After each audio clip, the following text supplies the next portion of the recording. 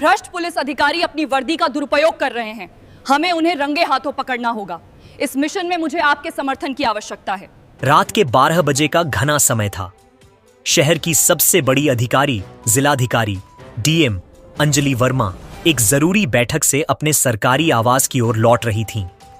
चारों तरफ गहरी चुप्पी थी और रास्ते पर एकदम सन्नाटा पसरा था। अंजलि को हल्का फुल्का डर महसूस हो रहा था। डर के मारे उन्होंने अपनी गाड़ी की रफ्तार बढ़ा दी थी। तभी अचानक उनकी कार बीच सड़क पर बंद हो गई। अंजलि ने तुरंत ही गाड़ी को फिर से चालू करने की भरसक कोशिश की, मगर कोई फायदा नहीं हुआ। गाड़ी का इंजन खराब हो चुका था और वह जरा भी हिलने का नाम नहीं ले रही थी। वह कार से बाहर निकली और यह देखने लगी कि आखिर हुआ क्या है। उन्हें लगा कि शायद इंजन में कोई यांत्रिक खराबी आ गई है, जिसके कारण गाड़ी स्टार्ट नहीं हो रही थी। तमाम कोशिशों के बावजूद जब गाड़ी चालू नहीं हुई तो उन्होंने सोचा कि अब पिताजी को फोन करके सहायता के लिए बुलाती हूं।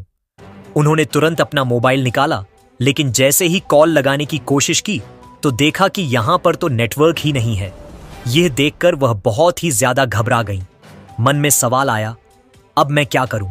न तो गाड़ी चालू हो रही है और न ही यहां किसी से संपर्क करने के लिए नेटवर्क है। मैं अब घर कैसे जाऊंगी? मगर उन्होंने हिम्मत नहीं हारी। उन्होंने सोचा कि घर यहां से ज्यादा दूर नहीं होगा, मुझे जैसे तैसे करके यहां से पैदल ही निकलना होगा। यह सोचकर वह धीरे धीरे आगे बढ़ने लगी। जैसे ही वह थोड़ी आगे बढ़ी, उन्हें दूर से कुछ गाड़ियों की हेडलाइट्स दिखाई दी। उन्हें थोड़ी राहत मिली कि चलो, कोई तो मिला जिससे मदद मिल सकती है। वह धीरे धीरे उसी रोशनी की दिशा में आगे बढ़ने लगी। जब वह गाड़ियों के पास पहुंची तो देखा कि वहां 2-3 आरक्षी पुलिस सिपाही शराब की बोतलें खोलकर जमीन पर बैठे हैं। वे शराब पी रहे थे और जमीन पर ताश खेल रहे थे। उनके पास ताश की कई गड्डियां पड़ी थीं। यह देखकर डीएम अंजलि वर्मा को जोरदार गुस्सा आ गया। वह तुरंत उन आरक्षियों के पास गईं और बेहद सख्त लहजे में बोली, तुम सब यहां पर यह क्या कर रहे हो? क्या वर्दी पहनकर तुम लोगों का यही काम रह गया है? रास्ते में बैठकर शराब पी रहे हो? तुम लोग आखिर हो कौन? कानून तोड़ने वाले या कानून को मानने वाले? अगर तुम लोग ही यह सब करोगे तो जनता क्या करेगी? यह वर्दी तुम लोगों के बिल्कुल लायक नहीं है, समझे? एक आरक्षी जोर से हंसते हुए बोला, अरे मैडम, इतना ज्यादा ज्ञान मत दो, समझी? तुम्हारे जैसे होठों से ये भारी भरकम बातें अच्छी नहीं लगती। आओ हमारे साथ बैठ जाओ और थोड़ी मौज मस्ती कर लो। आखिर इतनी रात को तुम हुस्न की परी कहां से आ रही हो? कभी हमारी तरफ भी देख लो, हम भी तुम्हारे दीवाने हैं। यह सुनकर अंजलि वर्मा का गुस्सा और भी ज्यादा बढ़ गया, लेकिन उन्होंने खुद को संभालते हुए कहा, देखो, मेरे सवाल का जवाब दो। आप लोग यहां शराब क्यों पी रहे हैं? सरकार ने शराबबंदी लागू की है और आप लोग जो कानून के रखवाले हैं वही कानून तोड़ रहे हैं। शर्म नहीं आती आपको? यह वर्दी पहनने का तुम्हें कोई अधिकार नहीं है, समझे? इतना सुनते ही एक आरक्षी ने अंजलि वर्मा का हाथ पकड़ लिया और उन्हें अपनी तरफ खींचते हुए बोला, अरे मैडम, हमें ज्ञान मत दो। हमें पता है कि हमें क्या करना है, वो सब छोड़ो। आज तो तुम्हें हमारे साथ यह शराब पीनी ही पड़ेगी। थोड़ा खुश हो जाओ, मजा आ जाएगा। वैसे भी तुम्हें देखे बिना हमसे रहा नहीं जा रहा है। प्लीज एक बार हमें खुश कर दो मेरी जान। ये शब्द सुनते ही अंजलि वर्मा का सब्र टूट गया। वह अपने गुस्से को काबू में नहीं रख सकी और उन्होंने एक जोरदार थप्पड़ उस आरक्षी के चेहरे पर दे मारा।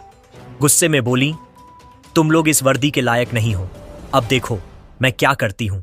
यह वर्दी तुम्हें ऐसे ही नहीं दी गई है, यह जनता की सेवा करने के लिए दी गई है, ताकि तुम देश की रक्षा करो। मगर तुम लोग जनता की सेवा क्या करोगे जब तुम खुद ही बिगड़े हुए हो? तुम जनता को क्या सुधारोगे? तभी एक और आरक्षी ने अंजलि को जोर से खींचा और गुस्से में बोला, क्या देख रहे हो तुम लोग?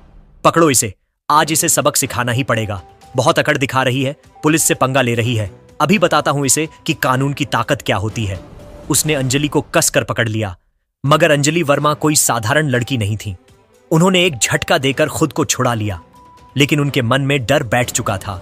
वह समझ नहीं पा रही थी कि अब क्या करें। न तो वह भाग सकती थी और न ही किसी को मदद के लिए बुला सकती थी। उन आरक्षियों की नीयत देखकर यह साफ लग रहा था कि अब उनका बच पाना बेहद मुश्किल है। फिर डीएम अंजलि वर्मा ने गुस्से में दहाड़ते हुए कहा, मैं इस जिले की जिलाधिकारी हूं। मैं तुम पांचों को अभी के अभी निलंबित, सस्पेंड कर देती हूं और मैं कल ही पुलिस अधीक्षक एसपी महोदय से बात करके तुम सबको निलंबित करवाकर ही रहूंगी, समझे? यह सुनकर वे आरक्षी जोर जोर से हंसने लगे और उन्होंने अंजलि को फिर से पकड़ लिया। अंजलि के अंदर डर काफी बैठ गया था। वह समझ नहीं पा रही थी कि क्या करें। फिर उन्होंने बहुत जोर लगाया और उनसे छूटकर तेजी से भागने लगी, मन में यही सोचते हुए कि अगर वह भागी नहीं तो ये लोग उनके साथ क्या क्या कर सकते हैं, क्योंकि सभी आरक्षी नशे में पूरी तरह चूर थे और उनकी नीयत बिल्कुल भी ठीक नहीं लग रही थी। अंजलि तेजी से दौड़ रही थी। वे पांचों आरक्षी भी उनके पीछे दौड़े। दौड़ते दौड़ते एक आरक्षी ने अंजलि को पकड़ लिया। गुस्से में उसने अंजलि के गाल पर एक और थप्पड़ दे मारा और बोला, तेरी इतनी हिम्मत कि यहां से भाग जाए, पहले हमें खुश कर, फिर यहां से कहीं जाना, समझी? हम तुम्हें कहीं नहीं जाने देंगे। अगर आज तुम्हें छोड़ दिया तो ऐसी हुस्न की परी हमें और कहीं नहीं मिलेगी। ज्यादा भाव मत खाओ, जो हम कह रहे हैं वही करो। अंजलि डर से कांप रही थी। उन्होंने कहा, तुम लोग नशे में चूर हो, इसलिए तुम्हें समझ नहीं आ रहा कि तुम क्या कर रहे हो। तुम लोग बहुत पछताओगे। मुझे यहां से जाने दो, वरना तुम लोगों के साथ क्या होगा तुम्हें अंदाजा भी नहीं है। मैं सच कह रही हूं, मुझे छोड़ दो। मैं इस जिले की डीएम हूं और आप लोग जो कर रहे हैं वह बहुत ही गलत है। आप लोगों की ऐसी हालत हो जाएगी कि आप चैन से सो भी नहीं पाएंगे। बेहतर होगा कि मुझे यहीं पर छोड़ दो। मगर वे सभी आरक्षी कुछ भी समझ नहीं पा रहे थे। उनके दिल में बस एक ही ख्याल था, लड़की को देखकर वे पागल हो चुके थे। उनकी आंखों में कुछ भी सही दिखाई नहीं दे रहा था। एक आरक्षी हंसते हुए बोला, यह लड़की खुद को जिलाधिकारी समझती है। जिलाधिकारी होता क्या है जानती है तू? तुझे देखकर तो लग भी नहीं रहा कि तू डीएम है। ज्यादा होशियारी मत कर, समझी? जो हम बोल रहे हैं वही कर। अंजलि भीतर ही भीतर टूट रही थी। वह सोच रही थी कि अगर अभी भाग नहीं पाई और यहां फंस गई तो ये लोग उनसे कोई भी गलत काम कर सकते हैं, लेकिन भागना भी संभव नहीं लग रहा था। फिर उन्होंने हिम्मत जुटाई, एक आरक्षी से उसकी बंदूक छीन ली और चारों को बंदूक दिखाकर डरा धमकाकर वहां से भाग निकली। डर के मारे सभी आरक्षी वहीं रुक गए। किसी ने उनका पीछा नहीं किया। सबके मन में डर बैठ गया था कि कहीं गोली न चल जाए। अगली सुबह हुई तो डीएम अंजलि वर्मा ने सोचा कि अब क्या किया जाए। फिर उन्हें एक उपाय सूझा और वह सीधे पुलिस अधीक्षक एएसपी कार्यालय पहुंची। वहां जाकर उन्होंने उन पांचों आरक्षियों के खिलाफ रिपोर्ट दर्ज करवाने का अनुरोध किया और उन्हें निलंबित करने की मांग की। मगर किसी भी पदाधिकारी को बिना पर्याप्त सबूत के निलंबित नहीं किया जा सकता था। एसपी राजेश सिंह ने कहा, मैडम, मैं आपकी बात से सहमत हूं, मगर हम बिना किसी ठोस सबूत के कोई कार्रवाई नहीं कर सकते।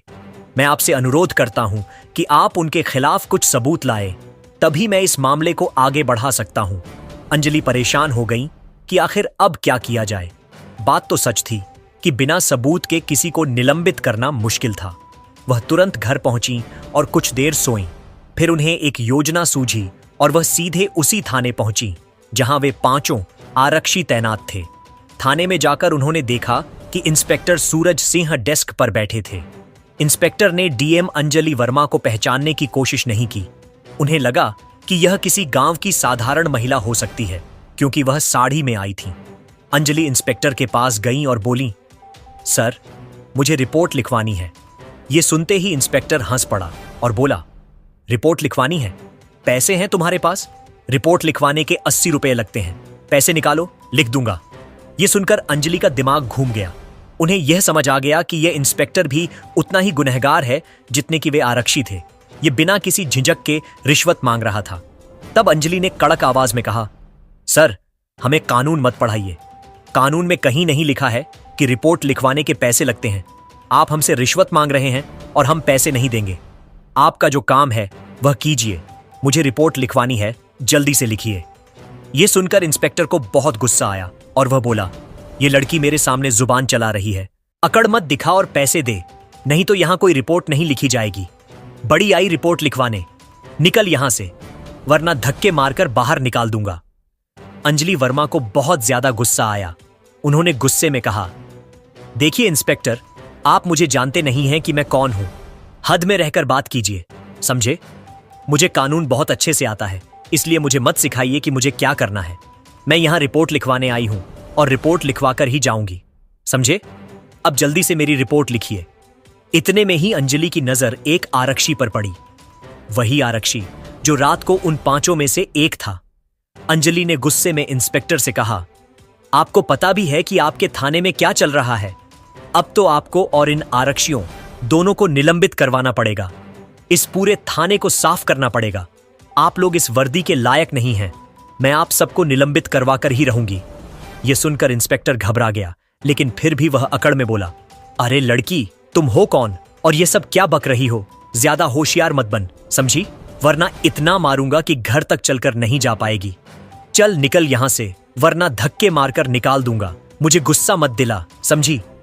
यह सुनकर डीएम अंजलि वर्मा गुस्से से लाल हो गईं। उन्होंने अपने पर्स से अपना पहचान पत्र, आईडी कार्ड निकाला और इंस्पेक्टर के सामने रख दिया। जैसे ही इंस्पेक्टर ने पहचान पत्र देखा, उसकी आंखें चौड़ी हो गईं और चेहरा सफेद पड़ गया। वह डर के मारे तुरंत खड़ा हो गया और हाथ जोड़कर बोला, मैडम, मुझे माफ कर दीजिए। मुझे नहीं पता था कि आप जिले की डीएम हैं। सॉरी मैडम, बताइए आपको किसके खिलाफ रिपोर्ट लिखवानी है? मैं अभी रिपोर्ट लिखता हूं। यह सुनकर अंजलि वर्मा का गुस्सा और भी ज्यादा बढ़ गया। उन्होंने सख्त लहजे में कहा, तुम लोग आम जनता के साथ भी यही हरकत करते हो, है ना? अब मैं दिखाऊंगी कि कानून की ताकत क्या होती है। तुम्हें यह वर्दी जनता की सेवा के लिए दी गई है, लेकिन तुम लोग इस वर्दी के नाम पर जनता को लूट रहे हो, गलत काम कर रहे हो। यह वर्दी तुम लोगों के लायक नहीं है। फिर उन्होंने अपना पहचान पत्र वापस लिया और गुस्से में बोली, अब कल तुम लोगों का फैसला होगा। तैयार रहना तुम सब। यह कहकर अंजलि वर्मा थाने से बाहर निकली और सीधे एसपी महोदय से जाकर बात की। एसपी राजेश सिंह ने कहा, मैडम, थाने में जरूर सीसीटीवी कैमरे लगे होंगे। अगर हम वह फुटेज देख लें तो पता चल जाएगा कि इंस्पेक्टर ने सच में आपके साथ क्या किया था।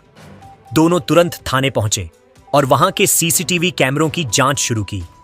सीसीटीवी फुटेज में साफ साफ दिखाई दे रहा था कि इंस्पेक्टर किस तरह से डीएम अंजलि वर्मा से बदतमीजी कर रहा था। अब सबूत पक्के थे और डीएम मैडम खुद गवाह थीं। फिर एएसपी महोदय ने रिपोर्ट तैयार की और मामला कोर्ट तक पहुंचाया, ताकि यह मामला सबके सामने आए और आगे से कोई भी व्यक्ति, चाहे वह वर्दी में हो या आम इंसान, गलती करने से पहले 100 बार सोचे। अगले दिन सुबह 10 बजे कोर्ट में इस मामले की सुनवाई शुरू हुई। बाहर कोर्ट के गेट पर मीडिया और लोगों की भारी भीड़ लगी हुई थी।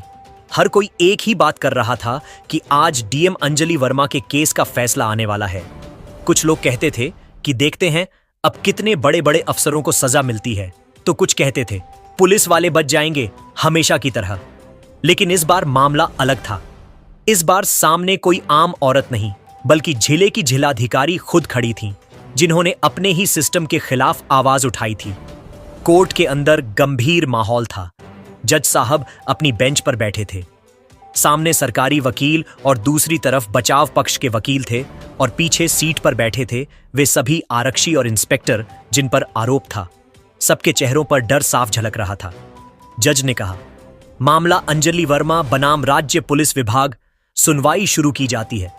सरकारी वकील खड़े हुए और बोले, माय लॉर्ड, यह मामला सिर्फ एक महिला अधिकारी के साथ बदतमीजी का नहीं है।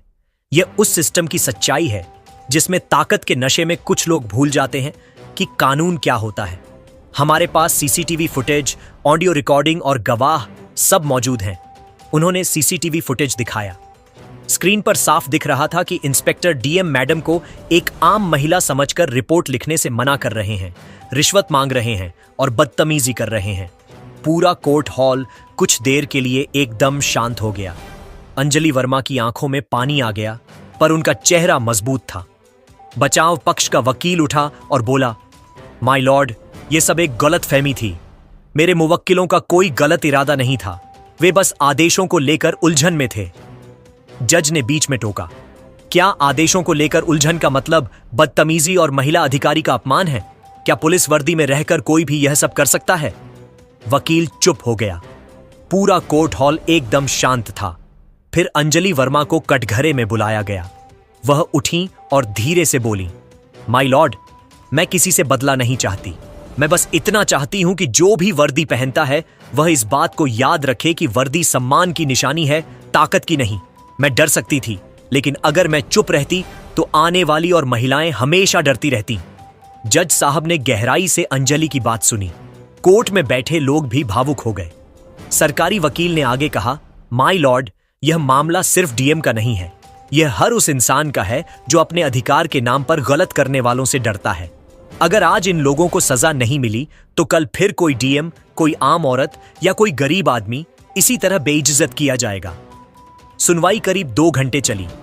हर सबूत और बयान के बाद यह साफ हो गया कि इंस्पेक्टर और आरक्षियों ने शराब के नशे में न केवल डीएम से बदतमीजी की, बल्कि अपने पद का दुरुपयोग भी किया। अंत में जज ने फैसला पढ़ना शुरू किया।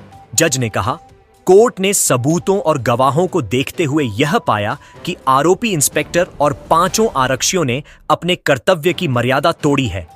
इन्हें तत्काल प्रभाव से निलंबित किया जाता है और भ्रष्टाचार, दुराचार और पद के दुरुपयोग के आरोप में 3-3 साल की सजा दी जाती है।